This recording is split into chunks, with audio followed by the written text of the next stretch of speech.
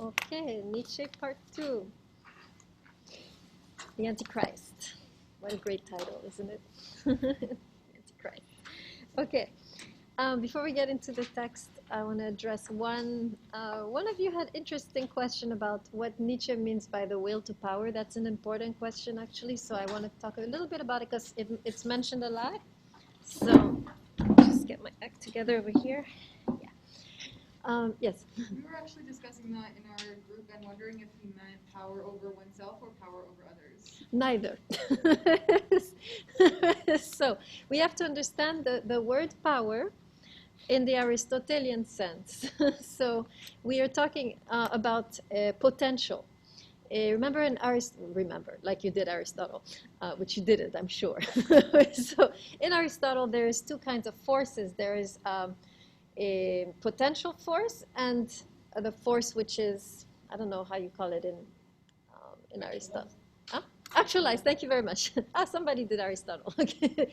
You have the potential and the actualized, right? So potentially the bottle, right, has a certain amount of water, and actualizes, I kind of pour it out, so you can see so the force, the power that Nietzsche is talking about has to do with the potential, right? So whatever is contained within you. So the will to power actually means the will to become who you are, what is contained within you for it to blossom, for it to flourish, right? It's very similar to Spinoza when Spinoza talks about the conatus. I don't know how to say it in English. What? Conscious. No, it's conatus, C-O-N-A-T-U-S. It's a Latin word that Spinoza uses, which I don't know how you Americans pronounce it, but in the Latin it's something like conatus. Right? So it doesn't matter. It's the will to persevere within oneself, the will to become actualized. That's the will to power. The will to become actualized, the will to emerge, to blossom. And he's taking this notion from the Spinoza, who Spinoza says in the Ethics that every human being is animated, every being in the world, every creature is animated by one urge, is to survive and persevere in one's being, right? To survive, basically, to be oneself fully. And this is what really, this is the essence of desire, right? If we go back to the text from last time, the passions is what is pushing you to become fully yourself, right? You see what other people have and you're like, I should have that, right? This is you realizing I should be more. You see money over here, you see wealth over there, you see power over here, you see knowledge over there, and you want all that because you realize this is part of my blossoming. This is how I become fully myself when I reach this, right? So everything that we said last time about the passions has everything to do with the will to power, with the will to become the fullest version of yourself. That's the will to power, is the will to become the fullest version of ourselves. And the passions is what is calling that out of us, right? When you desire something powerfully, it's actually something within you who recognizes that in that thing is your identity. In reaching this, I will become myself, right? So it's not about domination of others, right? I think you guys were discussing that.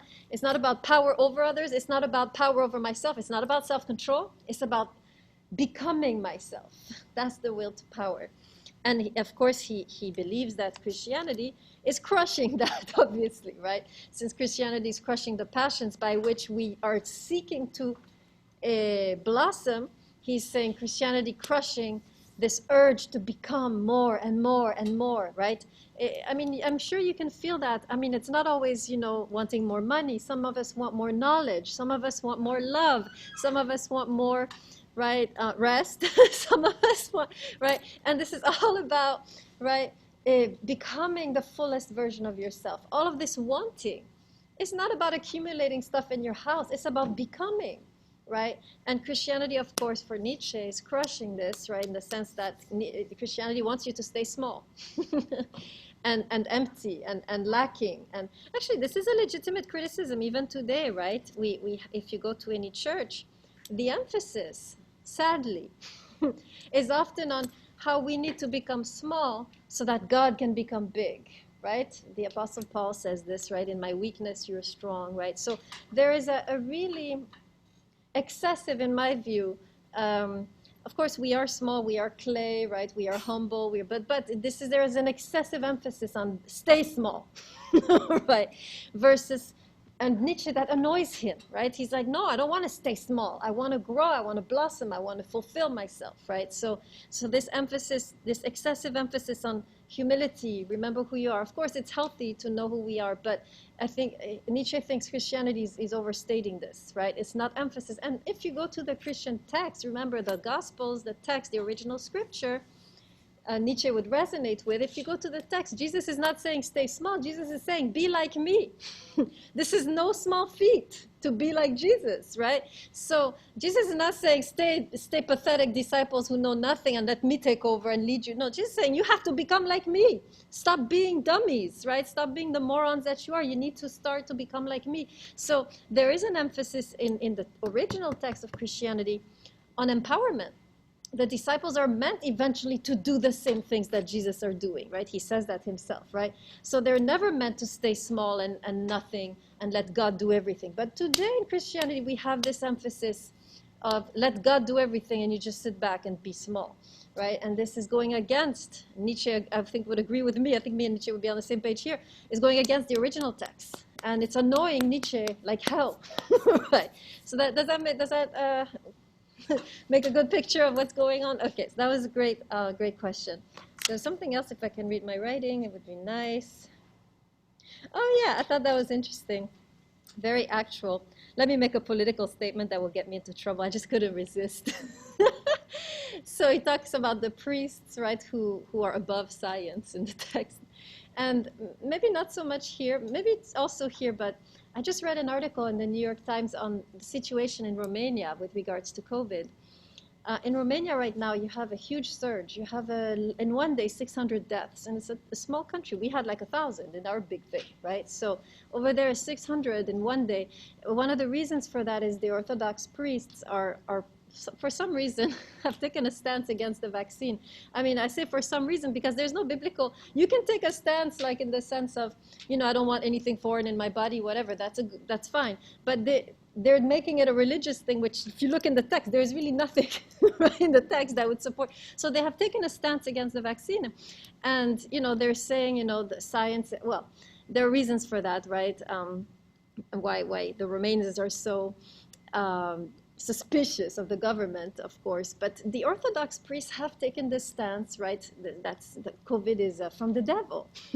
So, I mean, you can take a stance and say there are some issues with COVID, with the vaccine. Not COVID, the vaccine is from the devil, they're saying, right? You can certainly say there are issues with the vaccine and we haven't tested everything and we're not sure about this and not sure about that, but they're saying it's from the devil. So we have, I think Nietzsche would have a great example today of this attitude of the church to rise above science and this sort of arrogance, right? We are better than science and we know more, right? Which is very un-Christ-like, right? Any type of arrogance is very un-Christ-like. So, okay, so I had to say that. I couldn't resist. Sorry to all the anti-vaxxers who are listening to this video. Okay, let's get in the text. Good, so let's summarize a little bit what we did last time and then go into the second criticism, right? Remember, there are two main criticisms. This is your test question, so listen carefully. There are two main criticisms. The first one has to do with the way that Christianity is anti-life, right? There is this schism between the chosen Christians and the world, and we cannot enter the world, right? We need to stay small. And the passions, of course, is that which calls us into the world, right? And so, of course, because life is corrupt, our passions also are corrupt, because our passions is what is pulling us into life, right? So this annoys Nietzsche tremendously, right? He's saying, why are we so afraid of life? Why are we such cowards, right? Why are we so afraid to live? Why are we always trying to avoid? And so his diagnostic is that there's a fear of life because there's not enough courage in these people to live, right? And so they are facing the suffering and the drama of life with fear. And so there's this desire to be sheltered and to not touch this, not do that, not go there, not make this mistake in order to have a sheltered, comfortable life, right? And Nietzsche is saying this is wrong, right? We should not seek comfort. We should seek to enter life fully, very much in line with what we studied with the book of Job, right? Very similar. Job, the early Job in the prologue, is very close to the Christians that Nietzsche is criticizing. And in the book of Job, we saw how God invites Job to enter life. Don't be afraid. Don't be afraid to stumble. Don't be afraid to fall. Don't be afraid to live. And this is really what Nietzsche is doing here, right? So I think Nietzsche and the author of the book of Job would be probably pals, right? Friends. Okay, so that was the first thing we saw last time. Second thing today is what we're going to talk about is Christianity as delusional, as a collective delusion. Now, I have to say the first one was easy to debunk, and we did some of that. We went into the Gospels and we showed that the original texts, right, don't have this notion. But this particular criticism about Christianity and religion in general. See, this is not just Christianity anymore. This is religion in general being a collective illusion or a delusion. This is an idea that took me 10 years to overcome. Literally 10 years. I struggled with this criticism for 10 years until I started to read people like Marcel and Levinas that we're going to study next. I did not know how to respond because what if he's right? Right? And we're going to talk about a little bit what he means by this notion of collective delusion. I'm going to give you two other texts, two other authors who say the same thing just to really hammer in this notion that it is really possible that religion is a collective delusion. This is we have to take this seriously. This is really something that's totally something we would do, right? As a human, as a human race. This is totally something we would do, and I'm going to show you why this is the case. Great book on this matter is The Life of Pi. Anybody read that or saw the movie? Okay, if you understood the book or the movie, what it's really saying, right? Do you know what the meaning of the book? Let's ruin it for everybody. Shall I ruin it for everybody? You're not planning on, I know you're not planning on reading this book or watching the movie. Who knows the meaning of the story, what the author was trying to convey? Because it's a beautiful story, but what is the author trying to say through this book? How many of you, again, read the book or saw the movie? 1, 2, 3. Okay, tell us. What do you think, what's the author's point? Did you get it? Sometimes you don't get it. It's like, no. It's so beautiful, right? You can get caught up with the story. Anybody know it? Seriously? See? Amoroso? See? Oh, you guys were children when you watched it. I read it 10 years ago, but I remember it being very boring. Okay, it's so boring. Okay. I think it was sleeping with him or his dad kept on switching religions. No, not quite.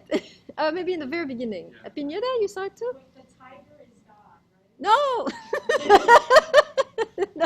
No. Pineda, do you remember anything? I just watched the movie, but I didn't really think of it like deeper Okay. Can I break it down for you? Can I ruin it for you? Who doesn't want me to ruin it for them? Who's planning on reading the book and nobody? Okay. So this is a story about a shipwreck. No, the ship sinks, and on this ship there's a bunch of animals going to the zoo or something, and then there's a bunch of passengers, and this kid finds himself in a boat with a tiger, right? And so he's sitting there sharing the boat. I mean, somehow the tiger jumps on and he's in the boat, and now he's stuck with this tiger in the high seas, right? And so the whole story is about how he navigates, how they create this boundary, and how the tiger never really, but there's moments, right? So that and then eventually, right, he gets to shore and the tiger escapes and all is well. It's a beautiful story, right? Now, so there's not only a tiger. Originally there was an ape, I think, which was on the ship, and the ape got killed by the tiger, and then the tiger took over. Anyways, actual story, which we find out at the end of the book, it's very subtle. The author is basically saying that he told this story because he didn't want to tell the real story of how human beings. So actually the tiger, the ape, those are actual human beings who, right, the ape was a human, and the tiger they killed that person to get enough of the resources from the boat, right? So he couldn't stand the reality, right, the narrator, and so he changes it into this kind of beautiful fable about an ape, a tiger, and a boy, right? But actually the real reality is something else. It's actually something very much more dark, right? So this is a story about religion, right? How life is dark, life is dreary, and religion comes along and creates beautiful stories just to make it palatable so we can digest life. You see what I mean? This is such a powerful criticism because it's something we do. We tell stories all day long, right? Throughout the ages, we have told stories to make our life brighter, to make our life something that we can stand, right? If there were no stories, imagine what life would be like with no stories. No, philosophy, by the way, is a big story, too, by the way. All I'm telling you all day is stories.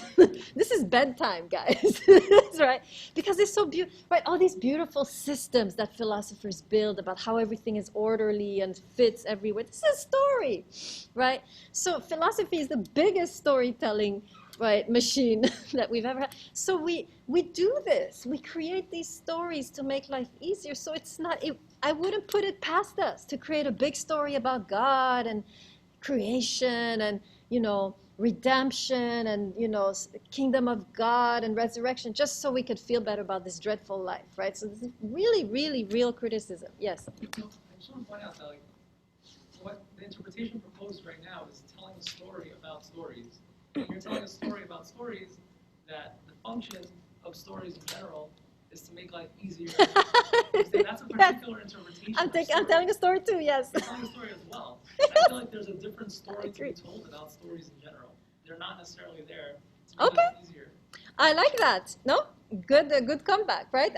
You just told me I'm telling a story too. Right? And it's true. And I'm telling a story just to make things a little more spicy for you, right? There's no stories. Suck it up. So yes, and you're right. You can tell me another story, but it's still a story. We're all telling stories. The idea that we're telling stories to make life more either digestible or spicy, right? But we're all telling stories to make life taste better. Or they're actually useful stories that help us live better. Yes, but stories nevertheless, which is the life of Pi. He survived this because of the story. He told himself that he was with a tiger and not with a murdering man, with a murderer, because that's what he was with. He was sharing resources with a man who had already killed to get all the resources. So he knew that man could kill him any day. So he had to see it differently to survive psychologically this voyage, right, this journey.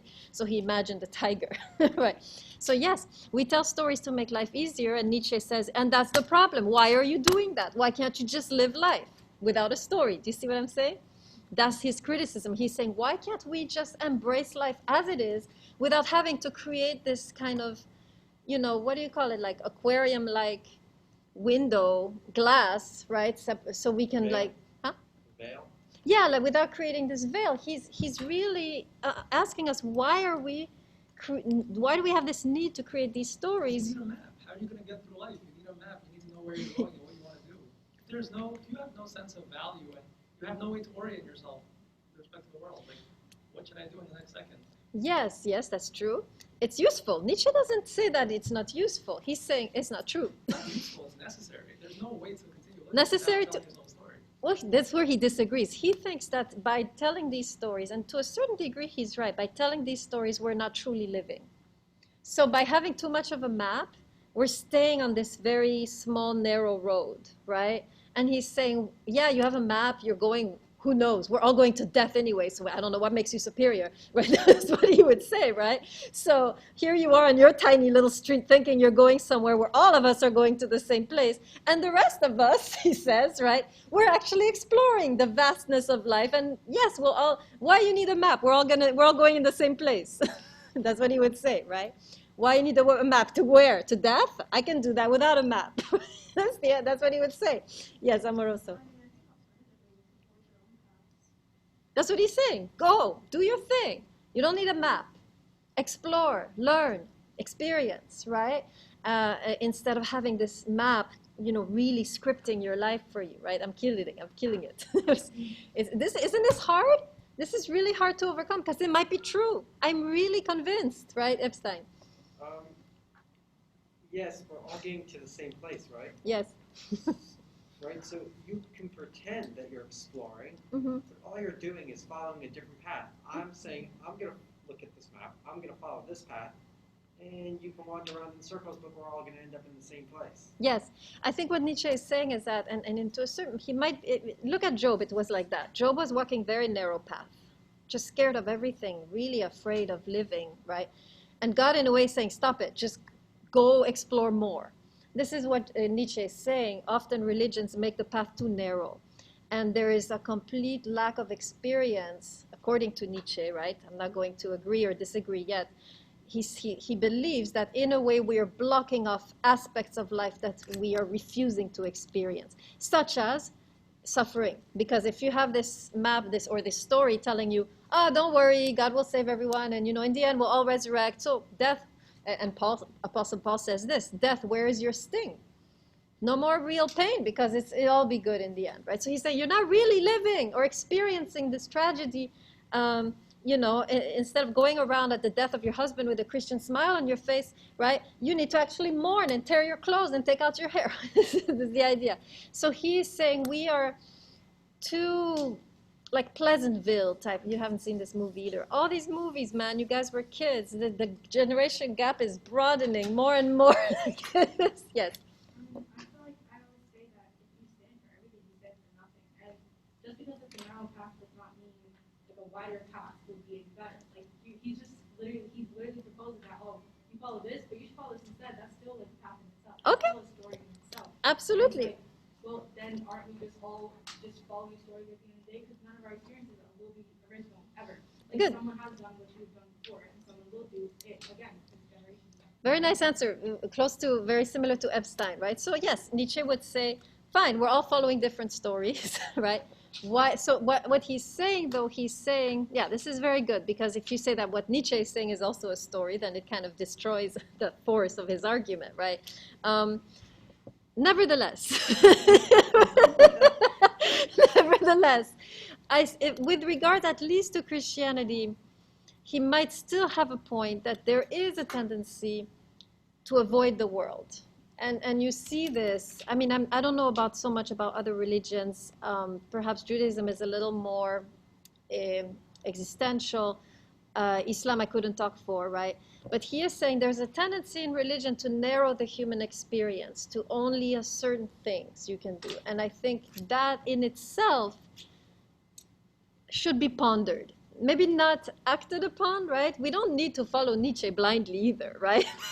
But we should stop and ponder. I think that's all he's wanting us to do, right? He's not saying, be like me, be crazy, do whatever, die in the end of an overdose of opium or whatever, right? He's saying, he's just saying things that should make us stop in our tracks and be like, is this happening to me? Am I living a path that is too narrow, right? If you realize you're not, then fine. But some of us will be like, oh yeah, right? This is too narrow.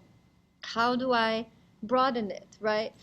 So this is all he's doing, right? He's not saying, follow me, I'm the authority. No, he knows he's a story too, but he's trying to get us to stop in our tracks and think over where we are and whether it is broad enough. And I think, for example, Job is a perfect example of a believer, which is generic believer.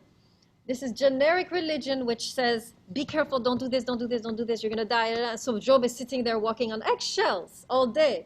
And God in the end saying, please live, please, right? So I think what Nietzsche is saying simply resonates, I think, what the author of the Book of Job is saying. So if you're cool with what the Book of Job was saying, this is what Nietzsche is saying. Does that make sense? Did I answer your question, sort of? Yeah, so don't take Nietzsche as an authority either, right? He wouldn't like that.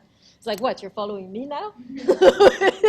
Like, what is wrong with you? Why you always have to be in a herd, right? Can't you be yourself, right? So he would actually ridicule you if you started to follow him blindly too, right? Okay, good. This is good. Now I don't know where I was anymore. Somebody tell me? You're at the second. Yeah, thank you. Second criticism. Where are we with time? Whew, okay. All right. So now I'm going to give you two more authors who say something similar, just to really hone in and drive this home, the seriousness of this criticism and how it really, in my view, has a lot of substance to it. Here's two authors that you should probably read, Marx and Freud.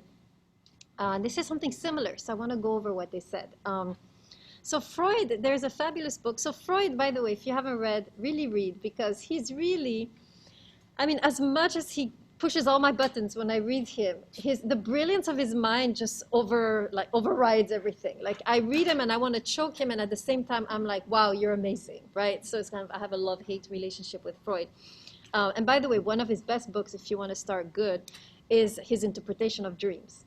That is one, it really works. Like, I am actually using that technique to interpret my own dreams, and it really works. And by the way, if any of you has a dream you want interpreted, stay after class and I will show you how I do this using the Freudian method. He's really onto something when it comes to the interpretation of dreams. So, but he wrote another book called The Future of an Illusion. The Future of an Illusion, which is a very small book, and you should all read it.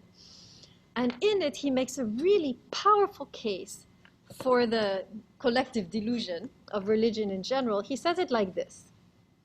He says, you know how psychologically, right? So he's kind of using his theory of dream interpretation to drive this point home. He says, you know how you like someone and then in your dreams you have her or him? Anybody have that? Like, you like someone and in the dream, like, all kinds of amazing things are happening between you that will never take place in real life. Anybody have this? I see some guilty eyes. Right?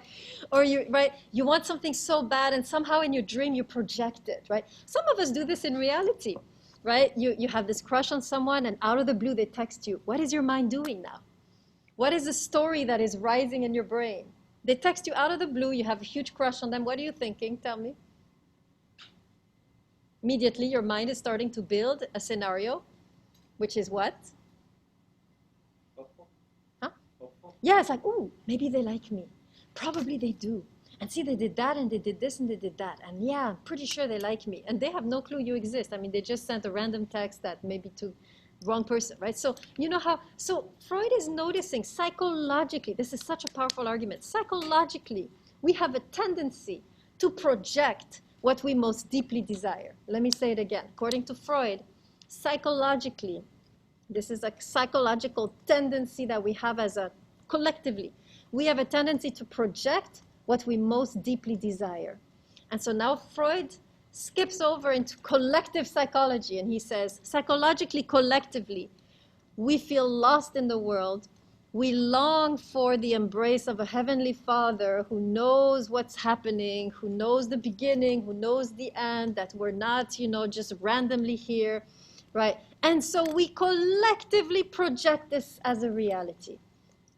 This is the delusion, which this is so hard to work against because it is really something we do individually. So why not collectively have created this massive delusion that there is a God who created us, who loves us, and who will save us? Because we want it so bad, of course we're going to create that, right? And this is where Freud sounds so true, because he's saying, see, we have a tendency when we want something really bad to project it, to imagine that it's true. And so here now we're doing it collectively. And if we didn't want it so bad, I would be more able to resist Freud. But we do, as a collective, entity, really want things to be clear, and we long to have meaning, and we long to have, like you were saying, direction, right? And so I wouldn't put it past us to create this. You see what I'm saying? Because psychologically, it's a tendency on the individual level, so why not on the collective level? Everybody with me? Are you shattered like me? This is really hard. Some of you are like, yes. So trying to break free, right? So this is really a big problem. Now, Marx has something very similar. I forgot where, probably in his main book. This is a very famous quote by Marx. I'll give you some background. So remember, Marx is trying to start a revolution with the working class, right?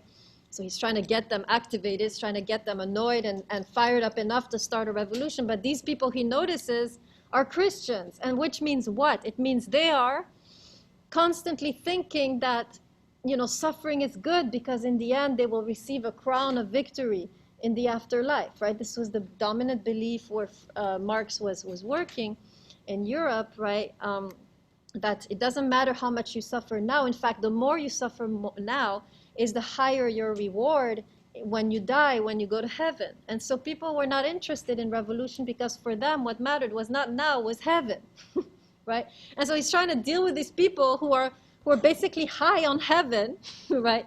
And in a moment of exasperation, he says, man, religion truly is the opium of the people. Opium meaning heroin, right? The heroin today, the problem we have. He says, religion is the heroin of the people.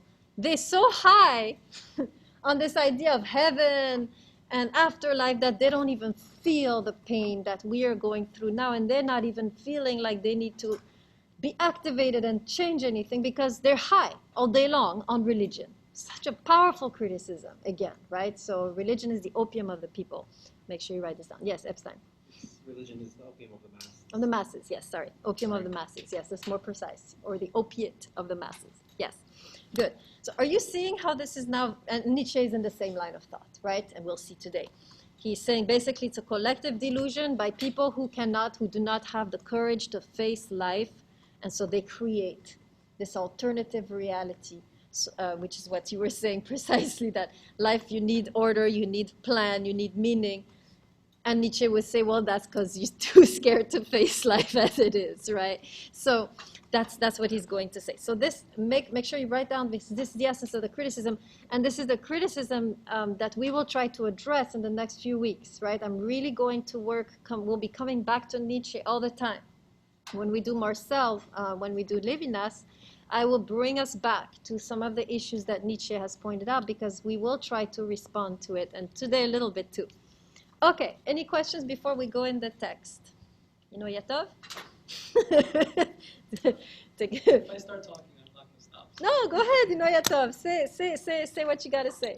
I mean, just one random point was like when it comes to Marx, he said that religion kept people high, the opiate of the masses. So he wanted to get people off that drug, and then taking people off that drug eventually resulted in mass murder and a totalitarian state. Basically killed around 30 million people. Touché. No, you have a point. So it really makes you wonder, is this drug a problem? Okay, so you prefer people to be sedated than not sedated, because then they will kill each other. So which is better? I mean, we've ran the experiment. Is there not a third path, though, between becoming mass murderers and remaining sedated? I guess Nietzsche would say, why can't we grow up and do things with like adults instead of becoming murderers? Because people don't change. Okay, so y'all are for sedation of the masses, if I understand correctly. Yes, we have. That's what you're saying, right? I feel like we just need to go back to the stories that religion tells and try to approach them from a modern lens. Okay, yes, so you're trying, yes. Value without necessarily buying into all of the empirical historical claims. Like, I feel that the essence of the religious experience doesn't revolve around objective empirical claims about factual reality or about history. Good. The essence of the experience revolves around value judgments about the world. Very nice. So those value judgments are not contradicted. Or No, I like any sort of that. You know, we don't have access to the realm of value in terms of when it comes to our empirical excellent. observations about reality. So. Very nice Kantian argument. You're familiar, right? Yeah. With. So let me say what he said again, because this is an important response. I think this is a very good response. That's how I want you to talk to me, right? Nietzsche is there to provoke thinking. If I'm just preaching over here, it's not enough. You guys should respond angrily, with impatience, right? Because you're triggered, and this is what he's trying. I'm doing it on purpose. I'm really embodying Nietzsche right now, kind of scoffing at everyone, because I'm supposed to be transmitting this, right? But you guys are supposed to be responding. So this is very good. Let me summarize his response, right? He's saying, I think it's very good, that stories have their own reality, right? Why is reality only supposed to be factual and something we can touch, and drink and, see? There's also a whole realm of reality which is intellectual, which is spiritual, which is the realm of stories, right? Kant said this. Immanuel Kant, right, the German philosopher from the 18th century, says there are two realms. There is the realm of reality, and there's the realm of ideals, of values. And values are not found in reality. It's a separate dimension, right? And you cannot find values from reality. If you look at reality, there are no values. Plato was the first one to say that there are ideals that we are somehow connected to that we cannot learn from reality. We have a double citizenship in the world of reality that we see, and in this realm of what Kant calls the ought, what we ought to do, or Plato calls the ideals. And so throughout philosophy, so you have a good background, right? You have a lot of people on your side. Most philosophers believe we have this dual citizenship between material realm and the ideal realm of ethics, values, morality, or even metaphysics and so forth. and that we cannot find these in reality. They're a different dimension, right? And so stories is the way we access or express the content of this realm, right?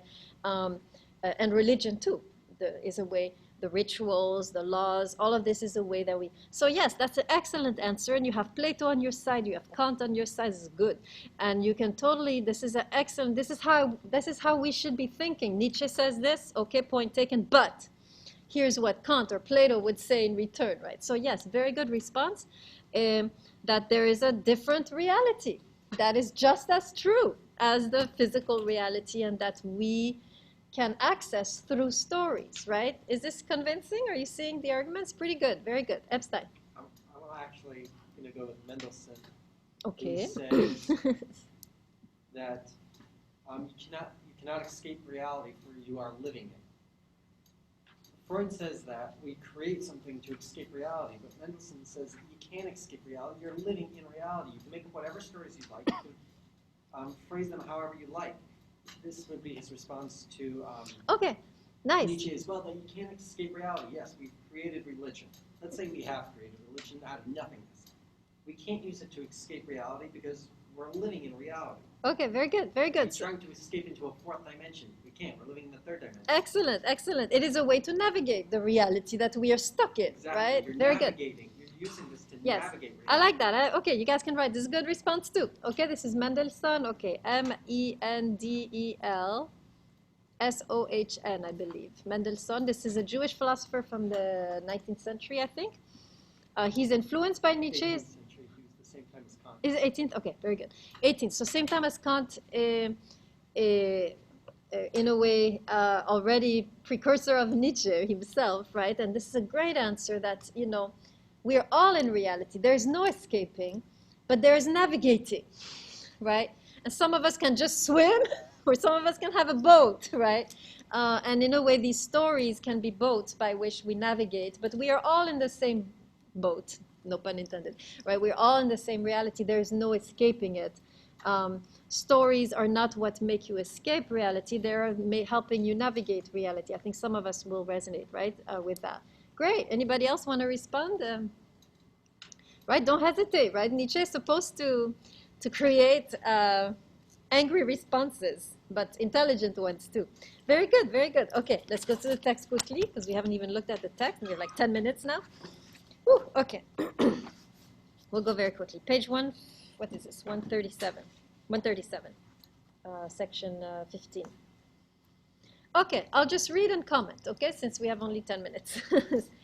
In Christianity, are you there? Everybody with me? With the text? Raise your hand if you're with me. Okay. In Christianity, neither morality nor religion come into contact with reality at any point. That's a great line. He's saying neither morality, so now he's bashing morality, Kant, right? He's bashing Kant. I think he has a thing against Kant because of that noumenal realm, right, that you're mentioning, the realm of values. So he is himself saying,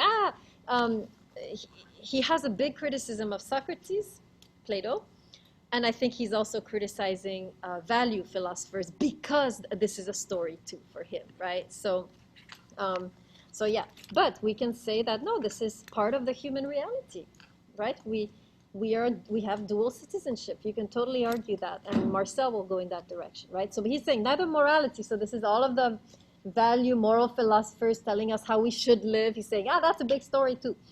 And religion, of course, the queen of storytelling, right? Come into contact with reality at any point, he says.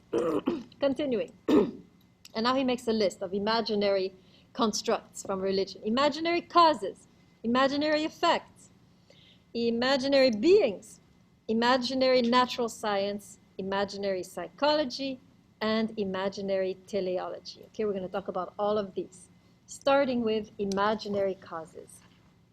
Okay, what are some imaginary causes that religion has invented, according to Nietzsche? Yes? God did. Okay, yes. First cause, God, the creator, right? And Nietzsche's like, where you got this from? Who told you? Were you there? Right? How do you know?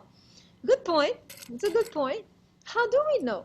Except from these stories which maybe are still, some of us might believe, in spite of the intelligent objections, you know, I have to say this.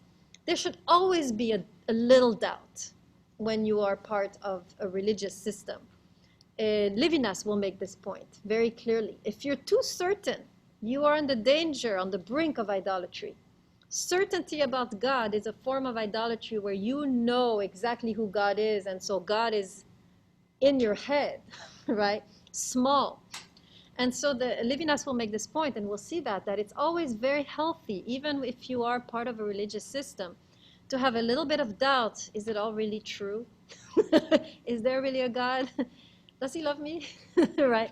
Is this what he wants? Or she? Right? There should always be a little bit of doubt, because if there's no doubt, then God is a God in your image. God is a God which is on the level of your intelligence, right? The doubt indicates that there is something you don't know, and there's something you don't understand. And even Maimonides said that, right? That there is a limit to what we can know, and that limit opens up the sphere of God, right? So when we're listening to Nietzsche saying it's a collective delusion, we should be like, yeah, maybe I should take this seriously. I don't know. As long as you don't know, you're on the path. We'll see that with Levinas. As long as you're not sure, as long as you remain to a certain degree agnostic, this is a healthy way to be religious, right? We'll see that with Levinas. Okay, so yes, first, imaginary cause, we create this notion of God. We don't know, who knows, right? Next one, imaginary effect. Okay, so this is, I'll just break it down. You've all heard this testimony. Somebody was a complete alcoholic or a drug addict, and then they became religious, and, you know, somehow everything changed, and now there's an impact, right? God has made an impact on their life and transformed their life. And Nietzsche is like, no, imaginary effect. You think God made an impact? No, maybe you did. Maybe you just got your act together, or you had good counseling, or you had good whatever therapy that helped you overcome this. Why are you saying God did this, right? Imaginary effect, imaginary impact. We think God made this transformation, and Nietzsche is like, who says? I think you made this transformation. That's what Nietzsche would say to that poor testimony, right? Everybody got that one? Okay. Third one, imaginary natural science. Okay, this one is this one is very good.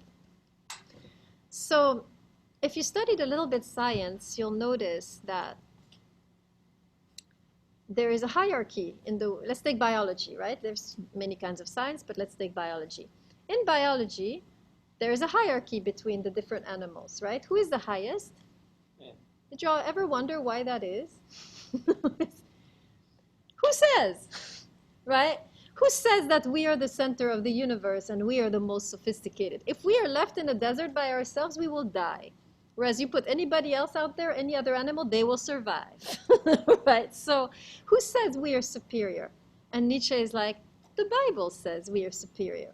The Bible says we are the center. And science has followed this biblical idea, right? Imaginary natural science is the science which follows the biblical idea that the human being is the most sophisticated creature, that we are the center of the world, that everything is there to serve us, and so forth. He's saying this whole science that we have built is actually deeply imbibed with religiosity.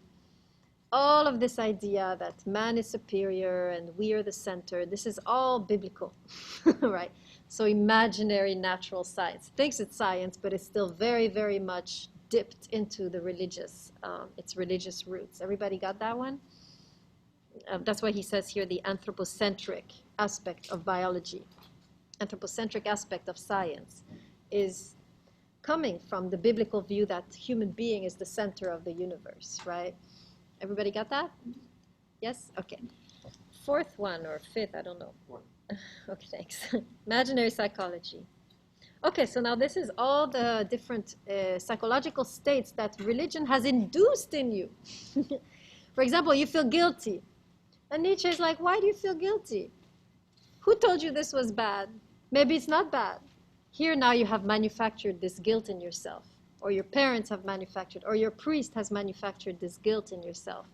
And who's to say that this guilt is justified? He would say, get rid of this guilt. live, right? Or the shame. We do something that everybody has told us is wrong, and now we feel ashamed. Psychological state that Nietzsche is saying, why you feel ashamed? Who told you this was wrong? Why do you believe them? Who says? Get rid of this shame. All of these artificial psychological states that religion has created, according to Nietzsche, we need to get rid of. Artificial psychological state of guilt, artificial psychological state of shame, artificial psychological state of repentance. All of these, he's saying, who told you this was bad? And why are you hanging on to these emotions that are hindering your entry into life, right? We are so guilty or ashamed or fearful to become ashamed and guilty that we are now stunted, right? And he's saying, stop letting this religion twist your mind in such a way that you are so scared now you cannot ever leave it behind. Everybody got that one? Imaginary psychology creates artificial psychological states, which we need not have, according to Nietzsche. He's so bad, he's so bad. Okay, imaginary teleology. Teleology, anybody know what that word means? What? Teleology, T-E-L-E-O-L, hold on, T-E-L-E-O-L-O-G-Y, teleology, from the Greek telos, which means end or goal. Okay. So this is the idea that there is an end that we're heading towards. There is a direction in history. There is an afterlife. There is a judgment day. There is a messianic era. There is a kingdom of God. We are heading somewhere as a humanity. And Nietzsche is like, who says? How do you know? Are you sure? Right? Imaginary teleology. Okay, so then he continues, right? I'm following that. This purely fictitious world, he says, is distinguished from the world of dreams, etc., etc. And then he continues. Yes,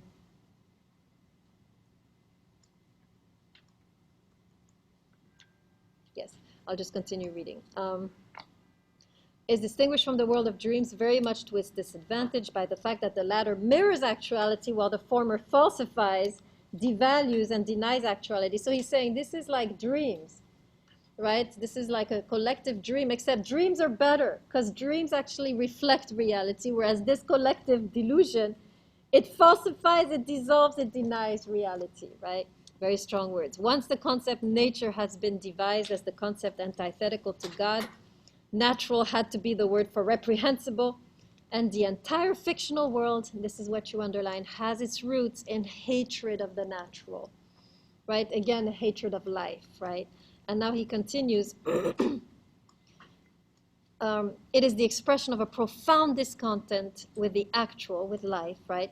And then this is the punchline, but that explains everything. Who alone has reason to lie himself out of actuality?